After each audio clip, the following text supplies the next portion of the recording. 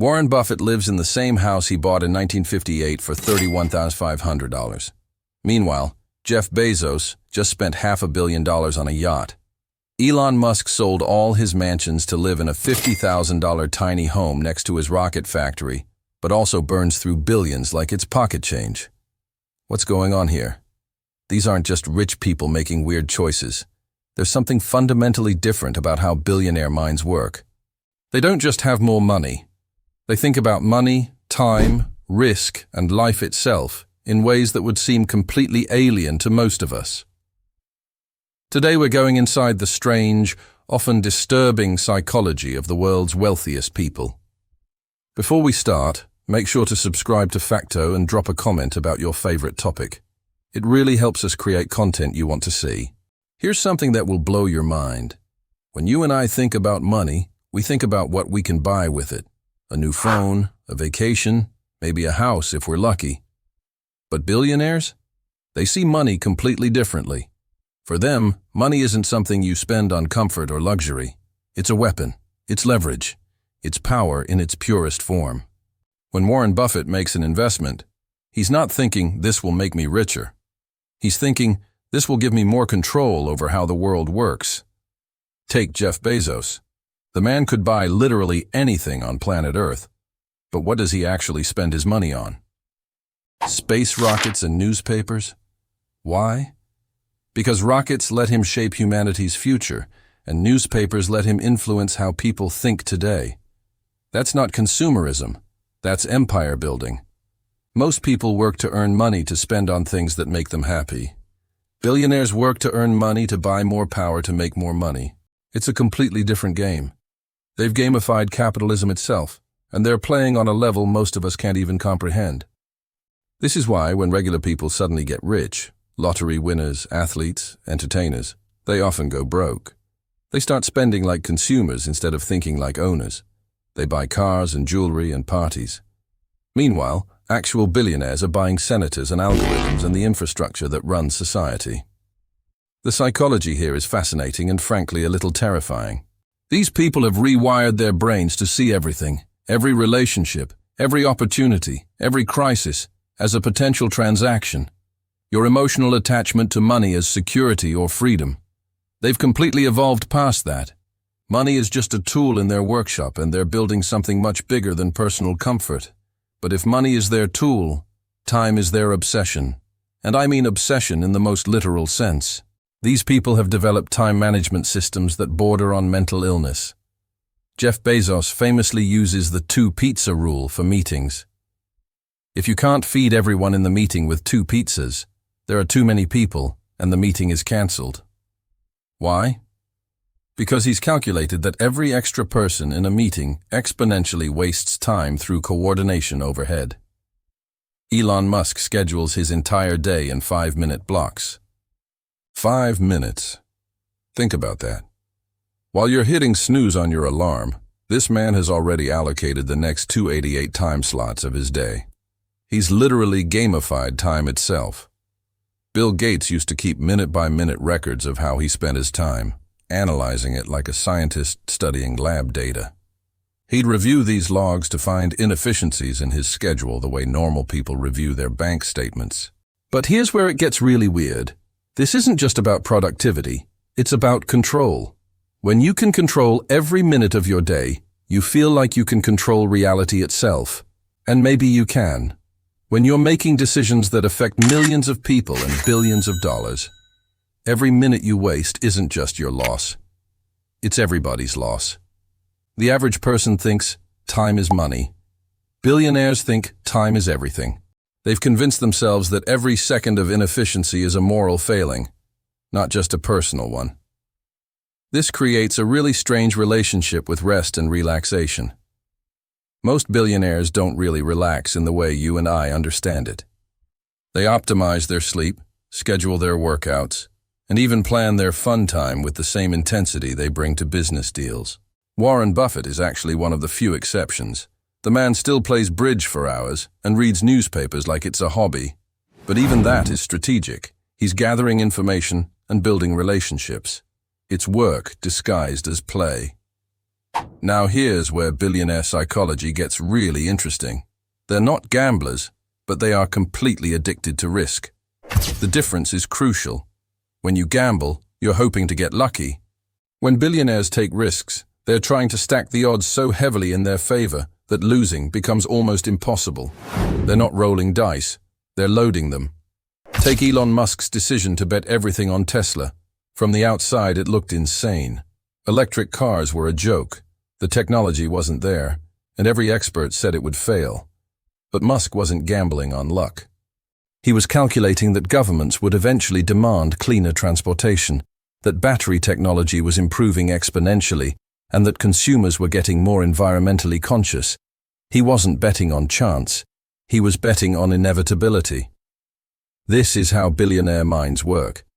They look at what seems like random chaos to the rest of us and find the underlying patterns.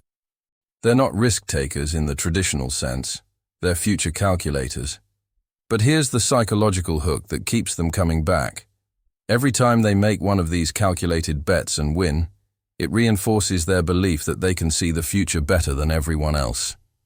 It becomes addictive. They start believing they're not just rich, they're prophetic. This creates a really dangerous mindset. When you've been right about the future so many times that you've made billions of dollars, you start thinking you can't be wrong. You become addicted to the feeling of making predictions that seem impossible to everyone else, and then watching them come true. Regular people are afraid of losing what they have. Billionaires are afraid of missing what they could have. That's why they keep taking bigger and bigger risks, even when they already have more money than they could spend in 10 lifetimes. It's not about the money anymore. It's about being right about tomorrow. Here's where billionaire psychology gets really contradictory and honestly pretty disturbing. These people live in two completely different realities at the same time. On one hand, you have Warren Buffett driving a 2014 Cadillac and living in the same house he bought in 1958. Steve Jobs wore the same black turtleneck every single day. Mark Zuckerberg owns about 20 identical gray t-shirts. Elon Musk sold all his mansions to live in a prefab house smaller than most people's garages. But then you have Jeff Bezos building a $500 million yacht that's so big it needs its own support yacht. Larry Ellison bought an entire Hawaiian island.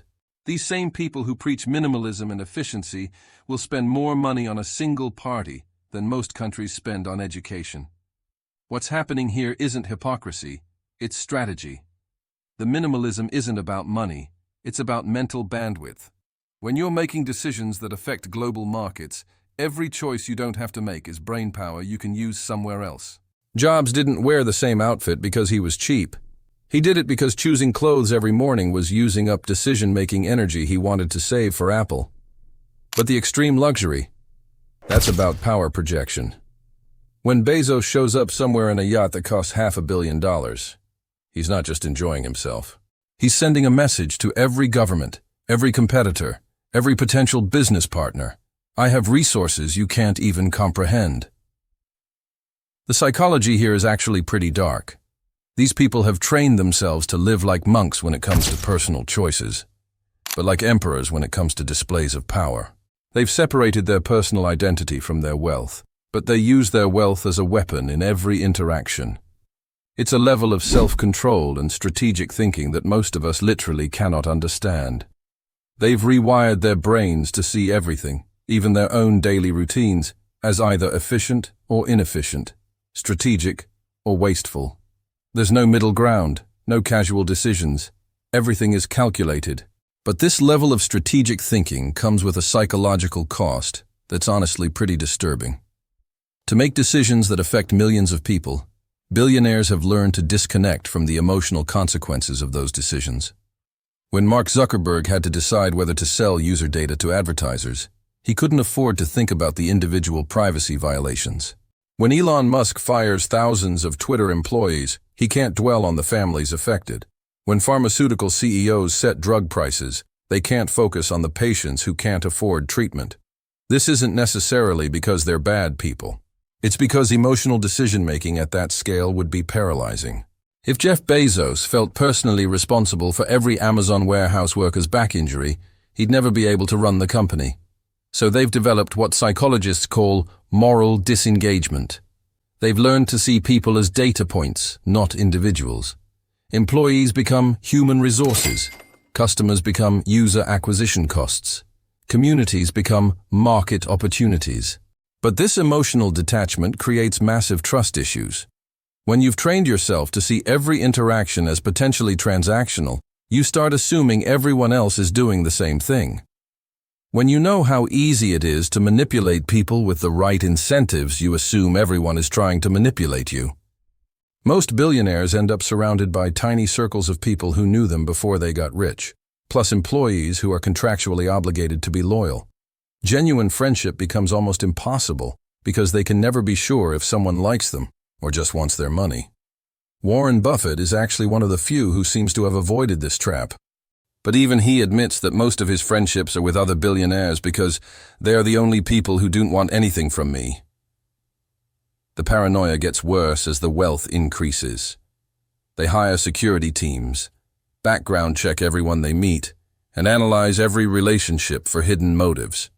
They've created a world where they can trust almost no one, and then they wonder why they feel isolated. And that brings us to the part nobody talks about.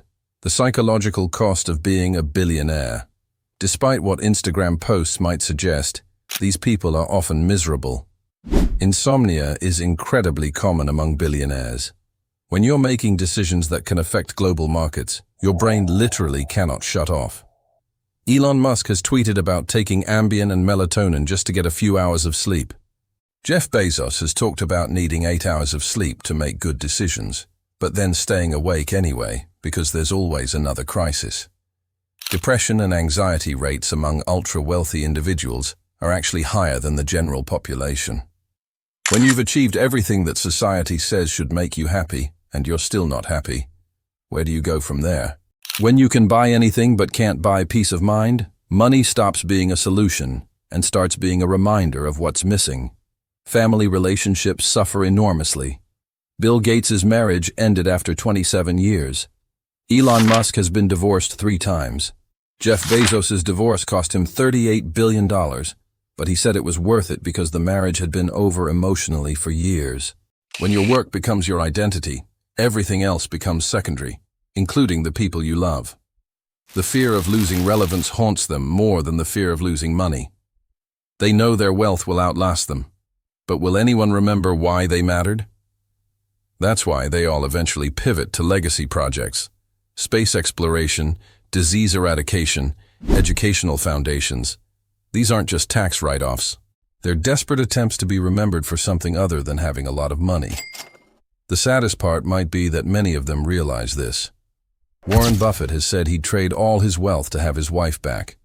Bill Gates has talked about wishing he'd spent more time with his kids when they were young. But the psychological patterns that made them billionaires also make it almost impossible for them to change. They've optimized themselves for success, not happiness. And by the time they realize the difference, it's often too late. So what do we make of all this? The psychology of billionaires is not just fascinating, it's a warning about what happens when humans optimize themselves purely for financial success. These people have achieved something that most of us dream about, but in many ways, they've also lost something that most of us take for granted. They can control markets, but they can't control their own minds. They can buy anything, but they can't buy back time with their families or genuine friendships or a good night's sleep. The strangest part is that many of them know this. They're not stupid. They're some of the smartest people on the planet. But the same psychological traits that made them successful also trap them in patterns they can't escape. They've become prisoners of their own optimization. Maybe the real lesson here isn't how to become a billionaire. Maybe it's how to recognize when the cost of success starts outweighing the benefits. When efficiency becomes more important than relationships. When control becomes more important than happiness. When being right about the future becomes more important than enjoying the present. The next time someone tells you they want to be rich enough to solve all their problems, remember Warren Buffett sitting alone in his unchanged house, or Elon Musk tweeting at 3 a.m. because he can't sleep, or Jeff Bezos spending $500 million on a yacht because he's run out of things that actually make him happy. Money solves money problems.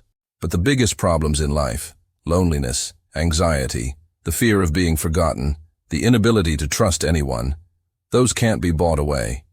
If anything, extreme wealth seems to make them worse. What do you think? Are billionaires trapped by their own success? Or are they just playing a game the rest of us don't understand? Have you noticed any of these psychological patterns in successful people around you, or maybe even in yourself? Drop a comment and let me know your thoughts. And if you want more deep analysis of how psychology shapes our world, make sure you're subscribed to Facto. We're just getting started with content like this. What topic should we explore next? Comment below and let us know what you want to see.